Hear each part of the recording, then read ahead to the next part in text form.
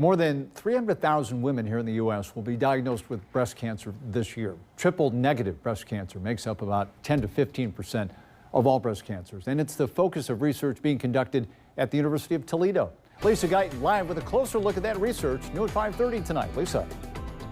Lee, experts say triple-negative tends to grow and spread faster than most other types of invasive breast cancer. It also has fewer treatment options. But local researchers are on the front lines of the fight to change that. The American Cancer Society says triple-negative breast cancer, or TNBC, tends to grow quickly and is more likely to have spread at the time it's found. A grant from the National Cancer Institute is helping local researchers investigate a new strategy to overcome one of the biggest challenges when it comes to treating it: resistance to chemotherapy. Dr. J.T. Zhang is a University of Toledo professor and the director of the Northwest Ohio Cancer Research Institute. We have several faculty here try to understand why those triple-negative breast cancer become drug resistant. Experts say TNBC tends to have fewer treatment options than other types of invasive breast cancer, especially if the cancer is more advanced.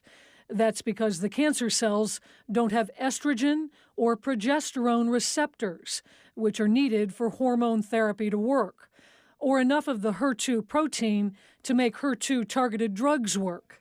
The UToledo researchers have identified a protein that's considered a key driver of that resistance.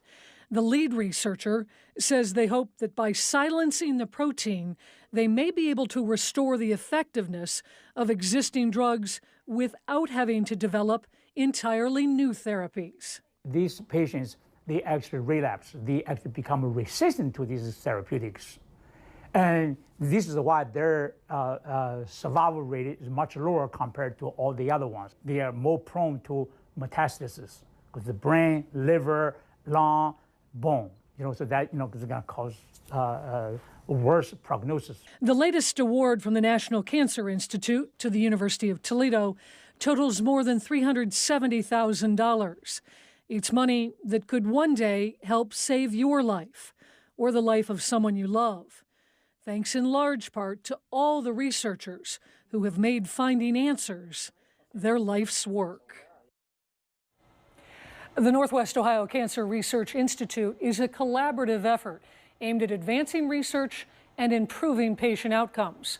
If you'd like to learn more about the triple-negative breast cancer research, get connected to our webpage. We'll post a link. Lee? Lisa, thank you. Still to come here on Action News 5.